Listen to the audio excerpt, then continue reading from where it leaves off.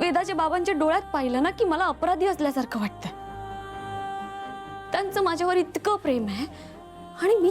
मीरा, असं बोलू नकोस. तुझंही त्यांच्यावर तितकंच प्रेम आहे. तुझ्या प्रेमाबद्दल शंकाच नाहीये. अगं मला असं वाटतंय की अथर्वंना तुझं आणि त्यांचं बाळ हवंय. हो ताई, अगं खूप दिवस झाले हाच विषय सुरू आहे.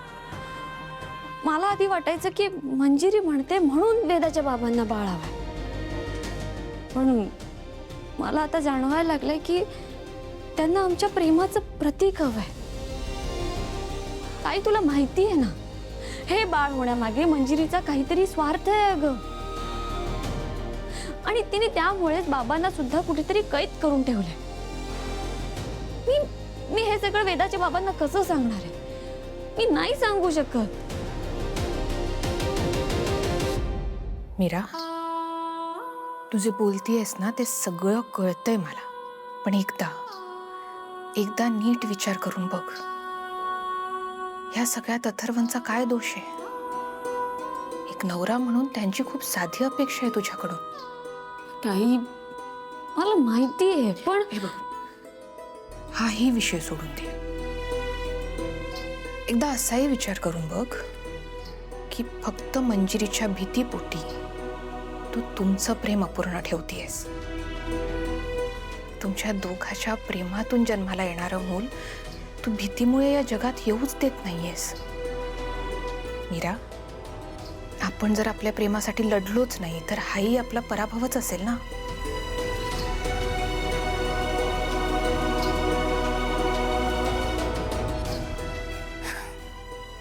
तू माझ्या वेदाला स्वीकारलंस, तिची आई झालीस. आता आपण दोघी मिळून तिचं रक्षण करतोय, तिला जपतोय. मीरा, मी तुला आश्वासन देते, तुमच्या बाळाचं रक्षण आपण दोघी मिळून करू, अगदी शेवटपर्यंत. आणि देवी पण आहेतच की. हा, तू परत एकदा शांत डोक्याने नीट विचार कर. आणि काहीही वाटलं, तुला बोलावंसं वाटलं, तरी मी आहेच.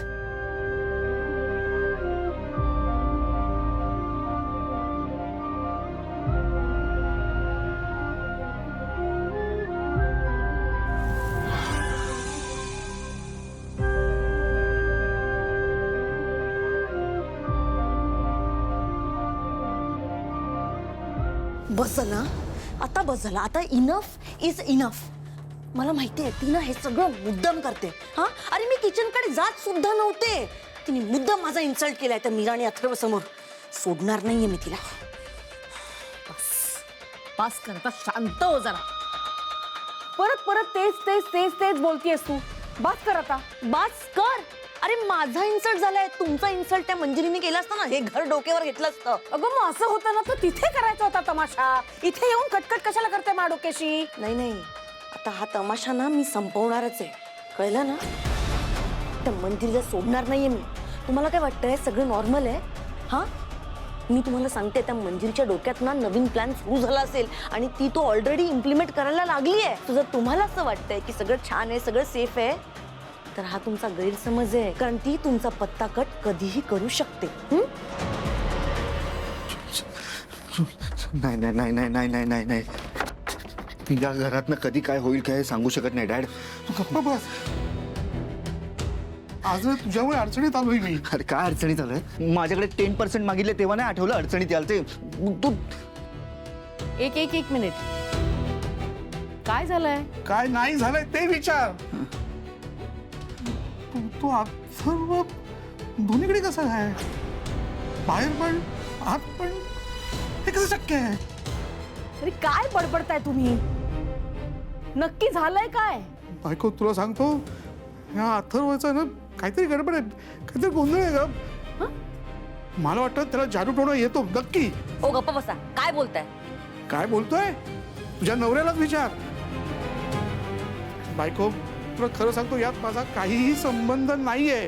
हा, मी याला सांगितलं होतं तुझ्याकडे जी काही कॅश आहे ना तुझ्या आईकडे देऊन टाक, पण माझं ऐकलं नाही यांनी. काय ऐकलं नाही मी तुमचं ऐकलं म्हणून त्या तुमच्या फ्लॉप सिक्रेट जागेवरती गेलो होतो कॅश ठेवायला. तिथे अथर्व ऑलरेडी उभा होता. बसला होता. अरे बसला होता पण ऐकलं ना मी तुमचं. कॅश सरग कुठून आली कॅश? कुठून आली? नाही मला आता सगळं कळलंच पाहिजे. सांगा आधी. बायको मी सांगतो, यांनी परत एकदा 3 लाख रुपये चोरले.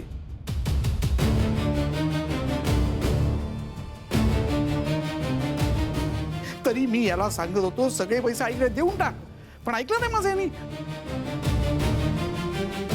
पण आम्ही ते पैसे ना लपवायला घराच्या मागे गेलो होतो. तिथे अथर्व आधीपासून होता. त्याने आम्हाला कॅश सगळं रंगी हात पकडला ग. काय रे? हं? शिंग फुटली तुला? आधी तुझ्याकडे पैसे यायचे ना तेव्हा माझ्याकडे आणून द्यायचास. आणि आता काय झालंय? स्वतःच ठरवलंस? बापाचा पुळका आलाय तुला जास्त? हं? देऊ का एक? मॉम यार असं काय करते तू? डॅड काय तू काय वेगळे आहेत का माझ्यासाठी? म्हणून मी आपल्या डॅडला दिले. वेगळी आहेत का माझ्यासाठी? मला काय ते खरं खरं सांग. अरे खरंच सांगतोय मॉम. तुला पटत नाहीये यार. यु नो व्हॉट, ते महत्वाचं नाहीये. महत्वाचं काय की मी ती कॅश घेऊन या डॅडच्या सिक्रेट ठिकाणी गेलो होतो. तिथे अथर्वला मी माझ्या हाताने कॅश दिली आणि आम्ही दोघं अथर्वच्या आधी तिथून निघालो. राईट? अथर्व आमच्या नंतर निघाला तरी आमच्या आधी तो घरी आला. त्याने कॅश कुठेतरी ठेवली आणि आमच्या समोर जेवायला बसला होता. How is that possible? हां, काहीतरी गडबड आहे डॅड. तो आधी. बस झालं आता. बस झाली तुमची नाटकं. मला सगळं कळतंय. तुम्ही दोघं पैसे लपवायला गेला होता तेव्हा अथर्वनी तुम्हाला पाहिलंय. ही भूताटकीची नाटकं ना मला सांगू नका तुम्ही. एक मिनिट. तुम्ही दोघांनी ना माझा विश्वासघात केलेला आहे. आता जर पैशाचा विषय अथर्वनी काढला ना तर मी तुम्हा दोघांची बाजू अजिबात घेणार नाहीये. तुम्ही कर्म केलीत ना त्याची फळं तुम्ही भोगा. कळलं? बायको वागा ऐक बदल.